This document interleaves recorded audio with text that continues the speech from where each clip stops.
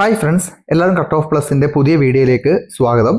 അപ്പോൾ നമ്മുടെ LDC പരീക്ഷ 2-3 മാസങ്ങൾക്കപ്പുറം നടക്കാൻ പോവുകയാണ്. ഇനി നമുക്കെല്ലാം റിവിഷൻ ചെയ്യേണ്ട സമയമാണ്. എല്ലാവരും ഇത്രനാളും പഠിച്ച കാര്യങ്ങളൊക്കെ നല്ല രീതിയിൽ റിവിഷൻ ചെയ്ത് തയ്യാറെടുക്കുക. LDC പോലുള്ള എക്സാംസിന് റിവിഷൻ വളരെ അത്യാവശ്യമാണ്. സോ നമ്മൾ ഇപ്പോൾ ഈ സീരീസിലൂടെ ആരംഭിക്കാൻ പോകുന്നത് നമ്മുടെ കറണ്ട് അഫയേഴ്സ് 2023 ജനുവരി മുതലുള്ള ഓരോ മന്തിലെയും കറണ്ട് അഫയേഴ്സിൻ്റെ റിവിഷനാണ്. സോ ഇത് നിങ്ങൾ യാത്ര ചെയ്യുമ്പോഴോ അല്ലെങ്കിൽ ജോലി ചെയ്യുമ്പോഴൊക്കെ റിവിഷൻ മെത്തേഡിൽ കണ്ടു തീർക്കുക. അപ്പോൾ ഇതിൻ്റെ PDF വേണമെങ്കിൽ നമ്മുടെ ടെലഗ്രാം ചാനലിൽ ജോയിൻ ചെയ്യുക. നമ്മൾ ചാനൽ ആദ്യമായിട്ടാണ് കാണുന്നതെങ്കിൽ സബ്സ്ക്രൈബ് ചെയ്യുക. സോ നമുക്ക് ജനുവരി മാസം 2023 കറണ്ട് അഫയേഴ്സ് ഒന്ന് ഓടിച്ചു നോക്കാം. നിങ്ങൾ പഠിച്ചിട്ടുള്ളതന്നെ ആയിരിക്കും, ഒന്ന് റിഫ്രഷ് ചെയ്യാൻ വേണ്ടി ഇത് ഉപയോഗിക്കാം. അപ്പോൾ പത്മ പുരസ്കാരങ്ങൾ 2023 ജനുവരിയിൽ പ്രഖ്യാപിച്ച പത്മ പുരസ്കാരങ്ങളാണ് ആദ്യത്തേത്. പത്മവിഭൂഷൺ 6 പേർക്ക്, പത്മവിഭൂഷൺ 9 പേർക്ക്, പത്മശ്രീ 91 പേര്, അതിൽ 4 മലയാളികൾ. ഇങ്ങനെയാണ് പത്മ പുരസ്കാരങ്ങൾ നൽകിയിട്ടുണ്ടായിരുന്നത്. പത്മവിഭൂഷൺ 6 പേർക്ക്, പത്മഭൂഷൺ 9 പേർക്ക്, പത്മശ്രീ 91 പേർക്ക്, അതിൽ 4 മലയാളികൾ. അപ്പോൾ പത്മവിഭൂഷൺ നേടിയ 6 പേരിൽ ആരൊക്കെയാണെന്ന് നോക്കണം. 6 പേരായതുകൊണ്ട് ചോദിക്കാൻ ചാൻസ് ഉണ്ട്. അത് ആദ്യത്തെ ആള് മുലായം സിംഗ് യാദവ് ആണ്. പബ്ലിക് അഫയേഴ്സ് വിഭാഗത്തിലാണ് അദ്ദേഹത്തിന് കൊടുത്തത്. മുൻ UP മുഖ്യമന്ത്രിയാണെന്ന് നമുക്കറിയാം. അദ്ദേഹത്തിന്റെ മകനെ നമുക്ക് പറയാം. മുലായം സിംഗ് യാദവിന്റെ പബ്ലിക് അഫയേഴ്സ് ഒരു വിഭാഗത്തിലാണ് പത്മവിഭൂഷൺ കൊടുത്തത്. മരണാന്തര ബഹുമതിയായിട്ടാണ് അദ്ദേഹത്തിന് കിട്ടിയത്. UPയുടെ ഉത്തർപ്രദേശിന്റെ മുൻ മുഖ്യമന്ത്രിയാണ് മുലായം സിംഗ് യാദവ്. അടുത്തത് ദിലീപ് മഹൽനോബിസ് ആണ്. ദിലീപ് മഹൽനോബിസിനും മരണാന്തര ബഹുമതിയാണ് ഇത് കൊടുത്തിട്ടുള്ളത്. വൈദ്യശാസ്ത്രത്തിനാണ്. ORSന്റെ പിതാവ്, നമ്മൾ ഡീഹൈഡ്രേഷൻ ഒക്കെ വരുമ്പോൾ നമുക്ക് നൽകുന്ന ORS ലായനിയുടെ പിതാവ്, അത് കണ്ടുപിടിച്ച ആളാണ് ആര്? ദിലീപ് മഹൽനോബിസ്. അതും മരണാന്തര ബഹുമതിയാണ്. അദ്ദേഹം പശ്ചിമ ബംഗാൾ സ്വദേശിയാണ്. അടുത്തത് ബാലകൃഷ്ണ ദോഷിയാണ്. അതും മരണാന്തര ബഹുമതിയാണ്. വാസ്തുശില്പി, ആർക്കിടെക്ചറിലാണ് കൊടുത്തത്. ഗുജറാത്തുകാരനാണ് ബാലകൃഷ്ണ ദോഷി. മരണാന്തര ബഹുമതിയാണ്. വാസ്തുശില്പിയാണ്. അത് ഗുജറാത്താണ്. അടുത്ത SM കൃഷ്ണയാണ്. SM കൃഷ്ണ നമുക്കറിയാം, പബ്ലിക് അഫയേഴ്സ്, നമ്മുടെ കർണാടക മുൻ മുഖ്യമന്ത്രിയും മുൻ സെൻട്രൽ മിനിസ്റ്ററൊക്കെ ആയിരുന്നു SM കൃഷ്ണ എന്ന് പറയുന്നത്. കർണാടകക്കാരനാണ്. പബ്ലിക് അഫയേഴ്സ്, അതും ഡിപ്പാർട്ട്മെന്റ് വരുന്നത്, അതിൽ ആ കാറ്റഗറി വരുന്നത് പബ്ലിക് അഫയേഴ്സ് ആണ്. SM കൃഷ്ണയാണ്. അഞ്ചാമത്തെ ആള് സക്കീർ ഹുസൈൻ ആണ്. തബല ആർട്ടിസ്റ്റ് ആണ് ഇദ്ദേഹം. സക്കീർ ഹുസൈൻ എന്ന് പറഞ്ഞാൽ മഹാരാഷ്ട്രയാണ്. അഞ്ചാമത്തെ നമ്മുടെ പത്മവിഭൂഷൺ കിട്ടിയത് സക്കീർ ഹുസൈൻ ആണ്. ആറാമത്തെ ആള് ശ്രീനിവാസ വരദനാണ്. ശാസ്ത്രവും എഞ്ചിനീയറിംഗ് ആണ് മേഖല. ഗണിതശാസ്ത്രജ്ഞനാണ്. അമേരിക്ക, അത് ഇന്തോ അമേരിക്കൻ സൈനികനാണ് ശ്രീനിവാസ വരദൻ എന്ന് പറയുന്നത്. അങ്ങനെ 6 പേർക്കാണ് പത്മവിഭൂഷൺ കിട്ടിയത്. ആദ്യത്തെ ആള് മുലായം സിംഗ് യാദവ്, 2 ദിലീപ് മഹൽനോബിസ്, 3 ബാലകൃഷ്ണ ദോഷി, 4 SM കൃഷ്ണ, 5 സക്കീർ ഹുസൈൻ, 6 ശ്രീനിവാസ വരദൻ. ഈ 6 പേരും വളരെ ഇമ്പോർട്ടൻ്റ് ആണ്. അവരുടെ മേഖലകൾ ഒന്ന് ഓർത്തിരിക്കുക, പേരൊന്ന് പഠിച്ചിരിക്കുക, എന്തെങ്കിലും കോഡൊക്കെ വെച്ച് നിങ്ങൾ കണക്ട് ചെയ്യുക. അത് പത്മഭൂഷൺ നേടിയ ആൾക്കാരാണ്. പത്മഭൂഷൺ നേടിയ 9 ആളിൽ കുറച്ച് ആൾക്കാർ, എല്ലാവരും പേര് അന്ന് അറിഞ്ഞിരിക്കാൻ നല്ലതാണ്. എങ്കിലും 1-2 പ്രധാനപ്പെട്ട ആൾക്കാരുടെ പേര് കൃത്യമായിട്ട് ഓർത്തിരിക്കുക. ആദ്യത്തെ ആള് വാണി ജയറാമാണ്. കലാ പിന്നണി ഗായികയാണ്. തമിഴ്നാട് സ്വദേശിയാണ്. വാണി ജയറാമാണ് പത്മഭൂഷൺ കിട്ടിയ ആദ്യത്തെ ആള്. 2 SL ഭൈരപ്പയാണ്. സാഹിത്യവും വിദ്യാഭ്യാസമാണ്. കന്നഡ നോവലിസ്റ്റ് ആണ്. കർണാടകക്കാരനാണ് SL ഭൈരപ്പ എന്ന് പറയുന്നത്. 3 കുമാർ മംഗലം ബിർളയാണ്. അദ്ദേഹം ഒരു ഇൻഡസ്ട്രിയിലാണ്, ഒരു ട്രേഡ് ഇൻഡസ്ട്രിയാണ് അദ്ദേഹത്തിന്റെ മേഖല എന്ന് പറയുന്നത്. മഹാരാഷ്ട്രക്കാരാണ് കുമാർ മംഗളം ബിർള. 4 ദീപക് ദർ ആണ്. ശാസ്ത്ര സാങ്കേതികം, സയൻസ് ആൻഡ് ടെക്നോളജിയാണ്. മഹാരാഷ്ട്രക്കാരാണ്. 5 സ്വാമി ചിന്നാജിയാർ ആണ്. ആത്മീയതയാണ്. തെലങ്കാനയാണ്. 6 സുമൻ കല്യാൺപൂർ ആണ്. കലാ പിന്നണി ഗായികയാണ്. മഹാരാഷ്ട്രയിൽ നിന്നുള്ള പിന്നണി ഗായികയാണ് സുമൻ കല്യാൺപൂർ.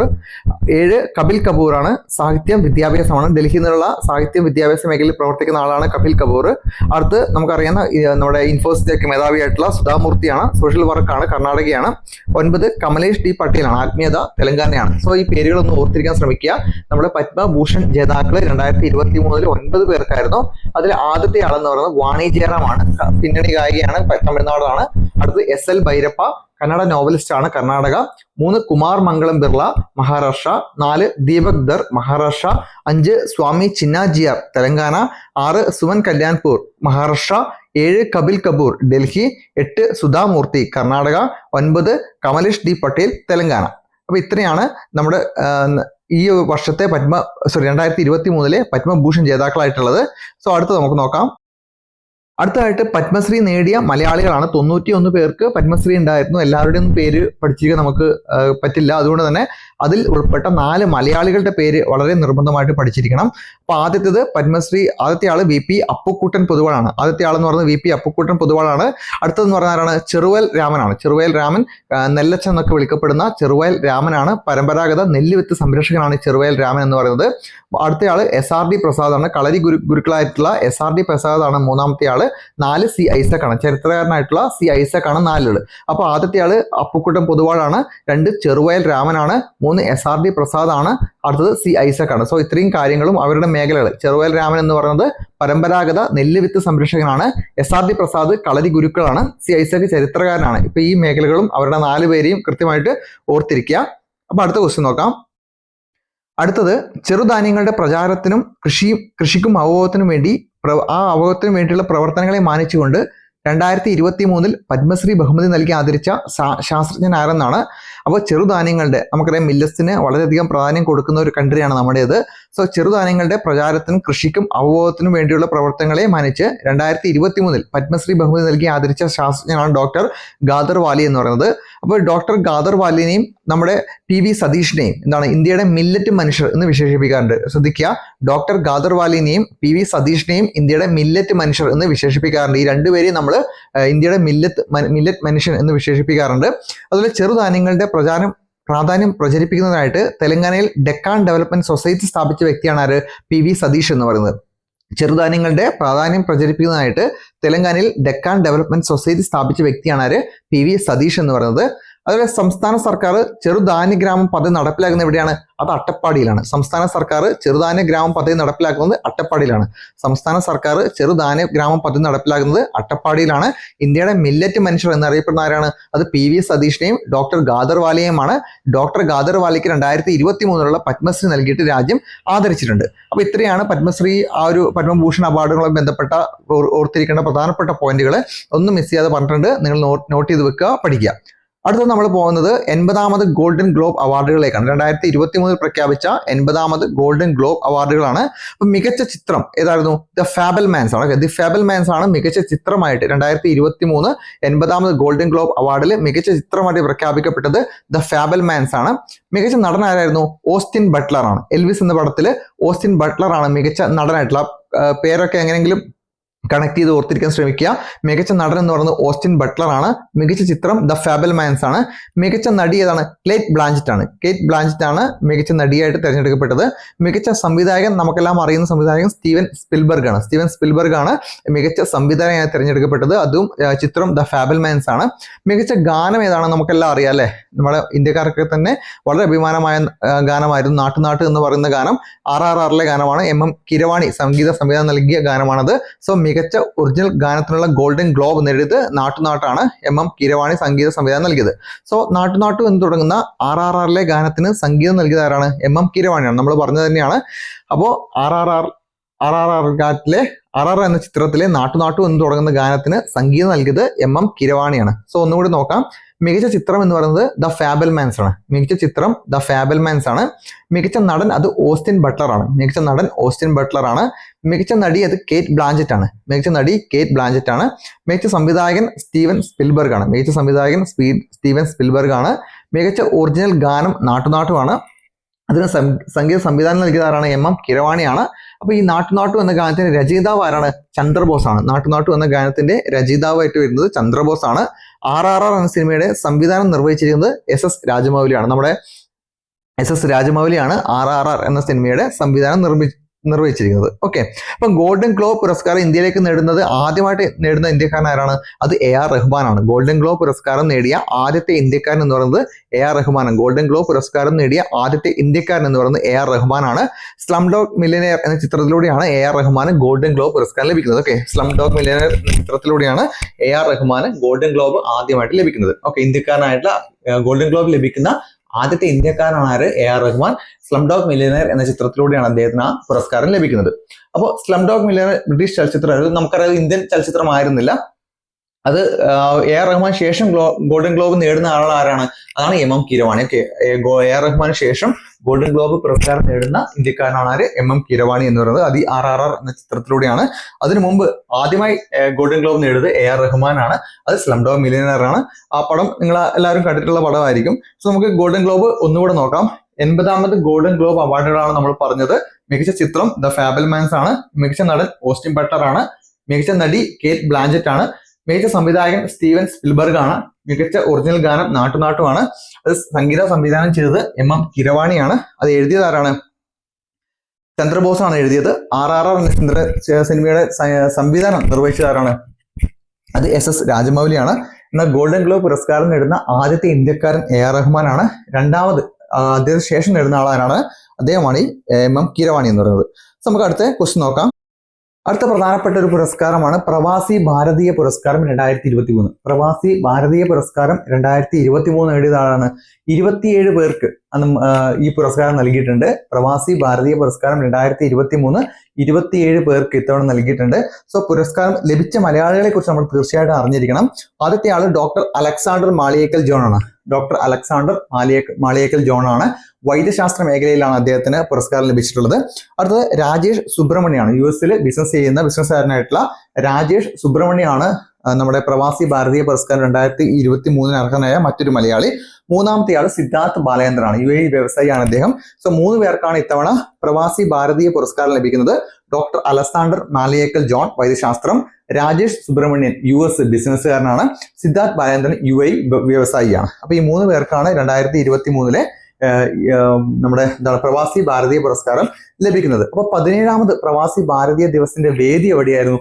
അത് ഇൻഡോർ മധ്യപ്രദേശിലാണ്. 17ാമത് പ്രവാസി ഭാരതീയ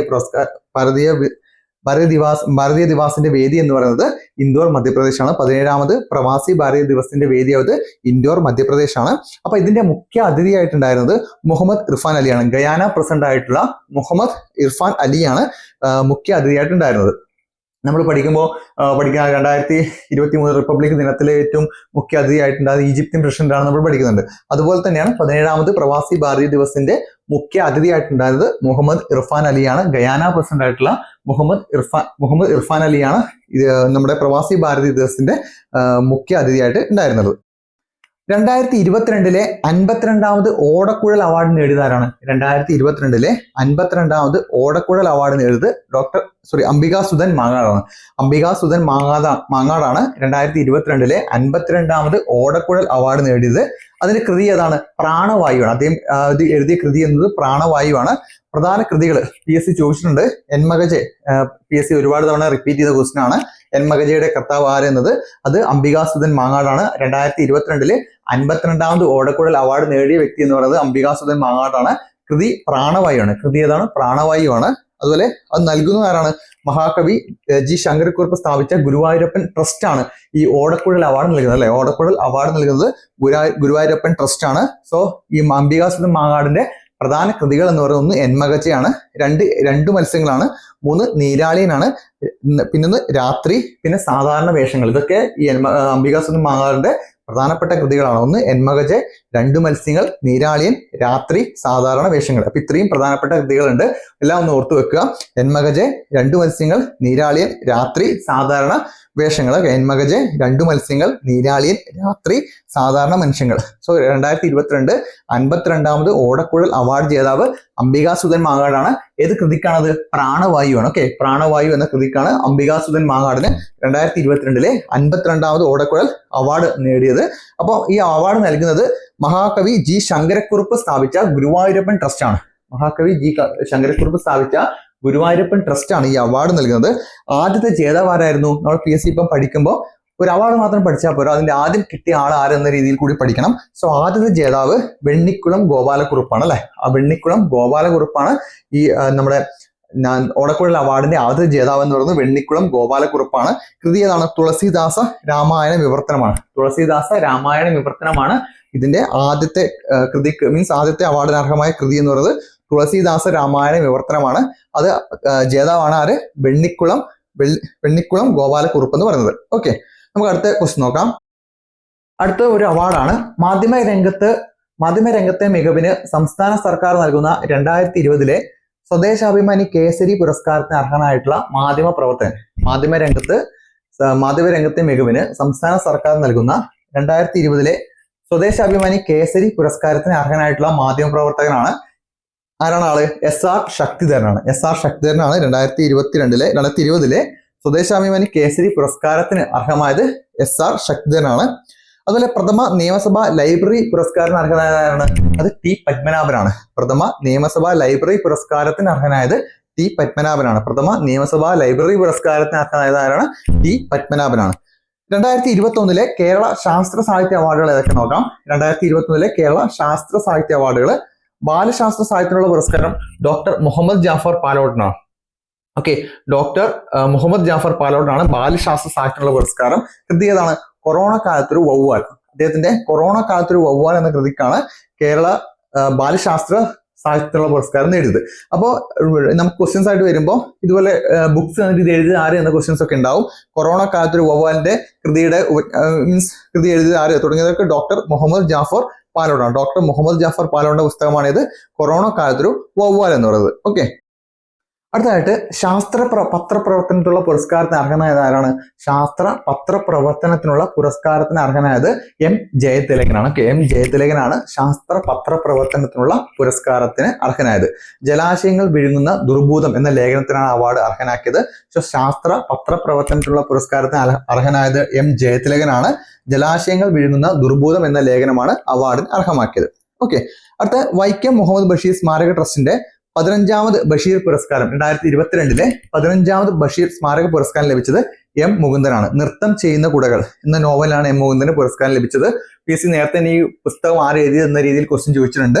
നൃത്തം ചെയ്യുന്ന കുടകൾ എന്ന നോവൽ എഴുതിയത് ആര് എന്ന രീതിയിൽ ക്വസ്റ്റ്യൻ ചോദിച്ചിട്ടുണ്ട്. അത് എം മുകുന്ദനാണ്. സോ അതിന് തന്നെയാണ് വൈക്കം മുഹമ്മദ് ബഷീറിന്റെ സ്മാരക ട്രസ്റ്റിന്റെ 15ാമത് ബഷീർ പുരസ്കാരം 2022 15ാമത് ബഷീർ സ്മാരക പുരസ്കാരം ലഭിക്കുന്നത് എം മുകുന്ദനാണ്. നൃത്തം ചെയ്യുന്ന കുടകൾ എന്ന നോവലിനാണ് ഈ പുരസ്കാരം ലഭിക്കുന്നത്. ഓക്കെ, അടുത്തതായിട്ട് 60ാമത് സ്കൂൾ കലോത്സവത്തിന് 2023 വേദിയായത് എവിടെയാണ്? കോഴിക്കോടാണ്. 60ാമത് സ്കൂൾ കലോത്സവത്തിന് 60ാമത് സ്കൂൾ കലോത്സവത്തിന് 2023 വേദിയായത് കോഴിക്കോടാണ്. 2023 60ാമത് സ്കൂൾ കലോത്സവ കിരീടം നേടുകാരാണ്?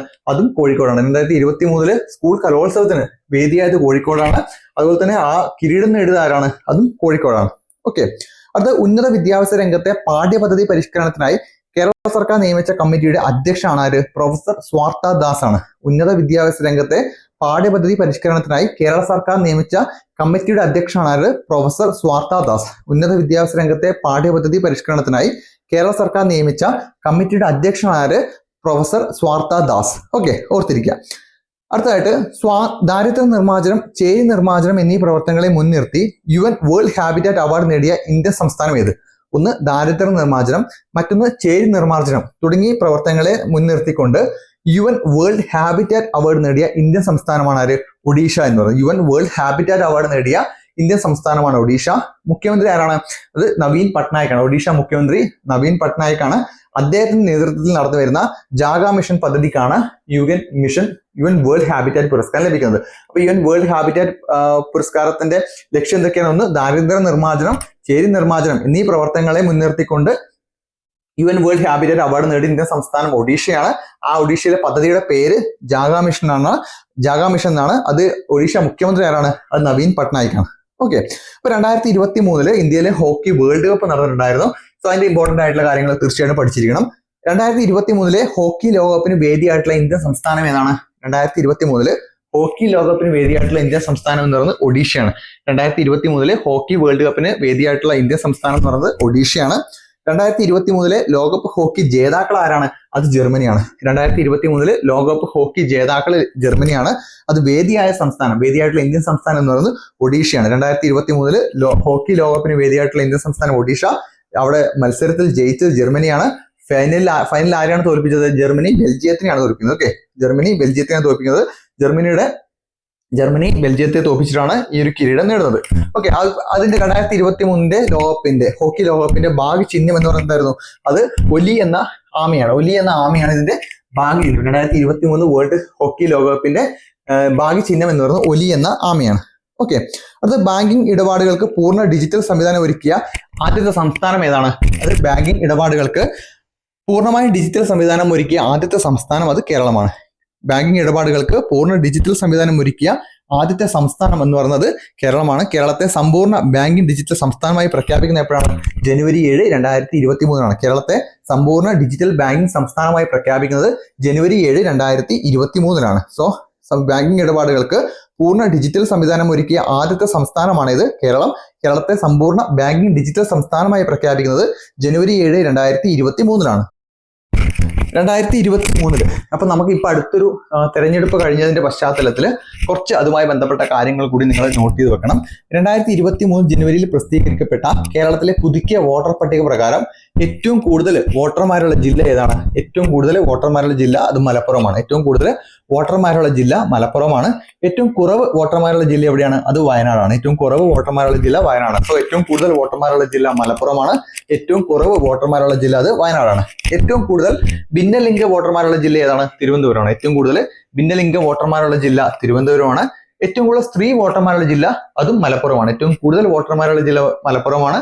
അതുപോലെ ഏറ്റവും കൂടുതൽ സ്ത്രീ വോട്ടർമാരുള്ള ജില്ല ഏതാണ്? മലപ്പുറമാണ്. കേരളത്തിൽ ആദ്യമായി ഏത് സർവകലാശാലയാണ് വിദ്യാർത്ഥികൾക്ക് ആർത്തവ അവധി പ്രഖ്യാപിച്ചത്? PSC ഓൾറെഡി ഈ ക്വസ്റ്റ്യൻസ് ചോദിച്ചു കഴിഞ്ഞു. അത് റിപ്പീറ്റ് ആയി വരാൻ ചാൻസ് ഉണ്ട്. കേരളത്തിൽ ആദ്യമായിട്ട് ഏത് സർവകലാശാലയിലെ വിദ്യാർത്ഥികൾക്കാണ് ആർത്തവ അവധി പ്രഖ്യാപിച്ചത്? കുസാറ്റിലെ വിദ്യാർത്ഥിനികൾക്കാണ് ആർത്തവ അവധി പ്രഖ്യാപിച്ചത്.